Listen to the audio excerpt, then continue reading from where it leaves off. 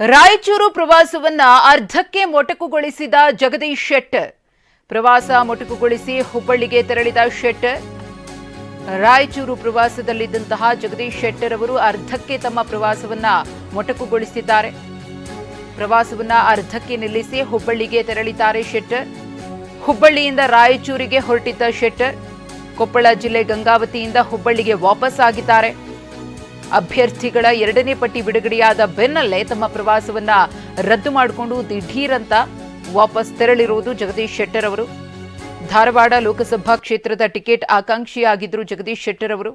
ಸಾಕಷ್ಟು ನಿರೀಕ್ಷೆಯನ್ನ ಇಟ್ಕೊಂಡಿದ್ರು. ಯಾವಾಗ ಬಿಜೆಪಿ ಪಕ್ಷಕ್ಕೆ ಅವರು ಮತ್ತೆ ಸೇರ್ಪಡೆಗೊಂಡ್ರೋ ತಮಗೆ ಲೋಕಸಭೆ ಚುನಾವಣೆಯಲ್ಲಿ ಮನ್ನಣೆ ಸಿಗುತ್ತೆ, ಟಿಕೆಟ್ ಅನ್ನ ಕೊಡ್ತಾರೆ, ಧಾರವಾಡ ಲೋಕಸಭಾ ಕ್ಷೇತ್ರದಿಂದಲೇ ನಾನು ಕಣಕ್ಕಿಳಿತೀನಿ ಅಂತ ನಿರೀಕ್ಷೆಯನ್ನ ಇಟ್ಕೊಂಡಿದ್ರು. ಆದರೆ ನಿರೀಕ್ಷೆ ಹುಸಿಯಾಗಿದೆ. ಧಾರವಾಡ ಲೋಕಸಭಾ ಕ್ಷೇತ್ರದಿಂದ ಜಗದೀಶ್ ಶೆಟ್ಟರ್ ಅವರಿಗೆ ಟಿಕೆಟ್ ಸಿಕ್ಕಿಲ್ಲ. ಹಾಗಾಗಿ ತಮ್ಮ ಪೂರ್ವ ನಿಯೋಜಿತ ಕಾರ್ಯಕ್ರಮ ಇತ್ತೋ ಆ ಪ್ರವಾಸವನ್ನ ರದ್ದು ಮಾಡಿ ಹುಬ್ಬಳ್ಳಿಗೆ ವಾಪಸ್ ಆಗಿದ್ದಾರೆ.